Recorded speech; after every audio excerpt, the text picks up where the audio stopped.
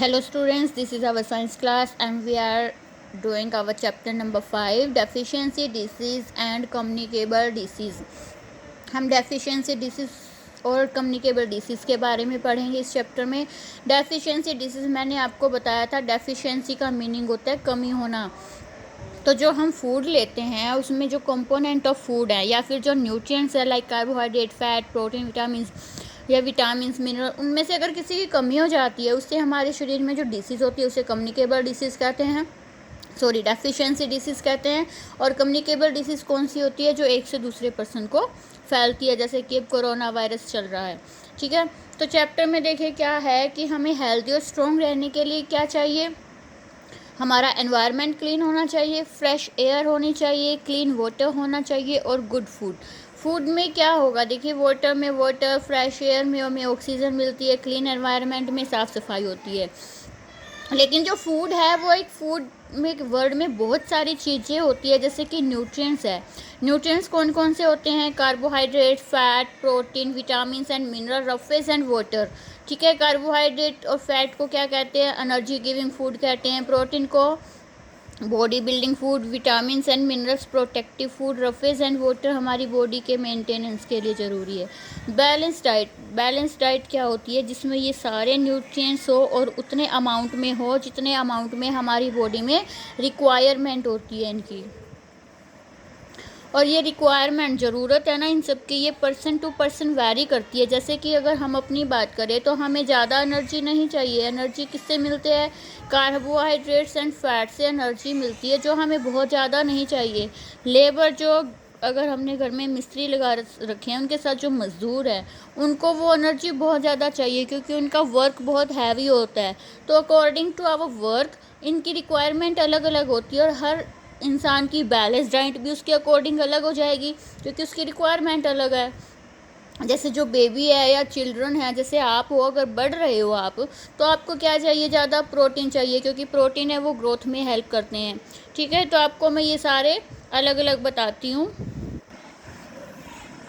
ये देखिए, कार्बोहाइड्रेट को एनर्जी गिविंग फूड कहते हैं। क्यों कहते हैं? क्योंकि इससे हमें एनर्जी मिलती है। ठीक है, हमारी बॉडी को डिफरेंट एक्टिविटीज़ करने के लिए, वर्क करने के लिए, प्ले करने के लिए, जो भी हम सारा दिन करते हैं उसके लिए हमें एनर्जी चाहिए और वो मिलती किससे है? कार्बोहाइड्रेट से। शुगर एंड स्टार्च हैं वो कार्बोहाइड्रेट्स की टाइप्स होते हैं, इंपॉर्टेंट टाइप्स हैं। सोर्सेज का मीनिंग क्या है कि हमें ये कहाँ से मिलती है? कार्बोहाइड्रेट कहाँ से मिलते हैं? सोर्सेज कहाँ है? वीट, गेहूँ होगी, कनक होगी, कनक की रोटी हम खाते हैं, उससे हमें क्या मिला फिर? कार्बोहाइड्रेट। राइस, चावल, potato, sugar cane and honey, इन सब से हमें क्या मिलता है? कार्बोहाइड्रेट मिलता है। Next part is fat. Fat भी क्या है? एनर्जी गिविंग फूड है। क्यों है? क्योंकि हमें इससे भी क्या मिलती है? Energy. It means carbohydrate and fats दोनों को क्या कहते हैं? एनर्जी गिविंग फूड कहते हैं। ठीक है, जो फैट है वो रिचेस्ट सोर्स ऑफ एनर्जी है। रिचेस्ट मतलब सबसे ज़्यादा एनर्जी हमें किससे मिलती है? फैट से। अगर हम कार्बोहाइड्रेट और फैट दोनों ले रहे हैं तो हमें फ़ैट वाली जो चीज़ें हैं उनसे ज़्यादा एनर्जी मिलती है कार्बोहाइड्रेट के कंपैरिजन में। मतलब जो फैट है वो हमें ज़्यादा एनर्जी देता है अगर हम कंपेयर करें कार्बोहाइड्रेट से। फैट हमें कहाँ कहाँ से मिलता है? बटर, मक्खन, घी, cream, cooking oil, cheese and nuts. Next है प्रोटीन्स। प्रोटीन्स क्या है? Body building food. प्रोटीन्स को क्या कहते हैं? बॉडी बिल्डिंग फूड कहते हैं। क्यों कहते हैं? क्योंकि they help us to grow, क्योंकि वो बढ़ने में हेल्प करते हैं। रिपेयर द बॉडी, जब हम काम करते हैं, खेलते हैं, तो हमारी जो बॉडी की मसल्स हैं या टिश्यू हैं वो डैमेज हो जाते हैं और उनको रिपेयर करने में, फिर से ठीक करने में ये हेल्प करते हैं। कीप अस हेल्दी, और हमें हेल्दी रखते हैं। इस जो चिल्ड्रन हैं, बच्चे होते हैं, उनको ज़्यादा प्रोटीन्स की ज़रूरत होती है। क्यों होती है? क्योंकि वो बढ़ रहे हैं।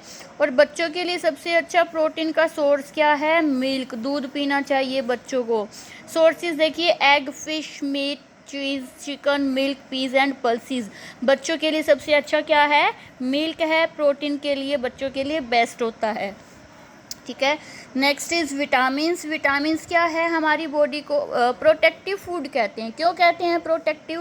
देखिए पहले तो प्रोटेक्टिव का मीनिंग क्या हो गया, प्रोटेक्ट करने वाला, बचाने वाला। किससे भी बचाता है? बीमारियों से, इसलिए इसको क्या कहते हैं, प्रोटेक्टिव फूड। विटामिन्स को क्या कहते हैं, प्रोटेक्टिव फूड, क्योंकि प्रोटेक्ट अस फ्रॉम डिसीज़, क्योंकि ये हमें बीमारियों से बचाता है और हमें हेल्दी रखता है, स्ट्रॉन्ग रखता है।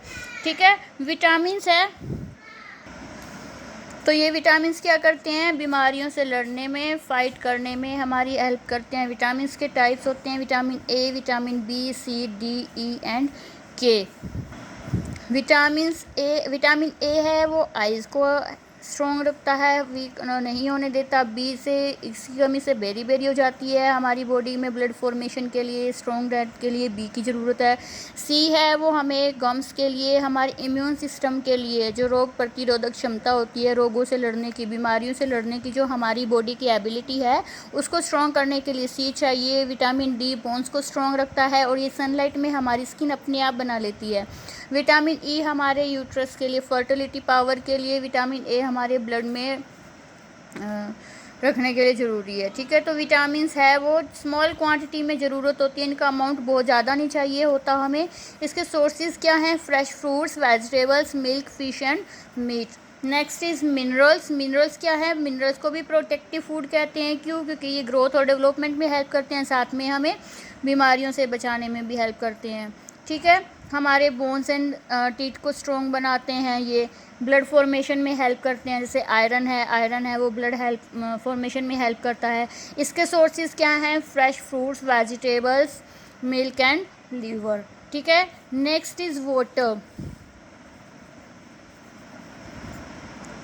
वाटर क्या है, वाटर के बिना हम नहीं रह सकते। अगर हमें पानी नहीं मिलेगा तो हम नहीं रह सकते ज़िंदा, क्योंकि ये क्या करता है, हमारे बॉडी के टेम्परेचर को, हमारे शरीर के तापमान को रेगुलेट करता है, बॉडी टेम्परेचर को रेगुलेट करता है,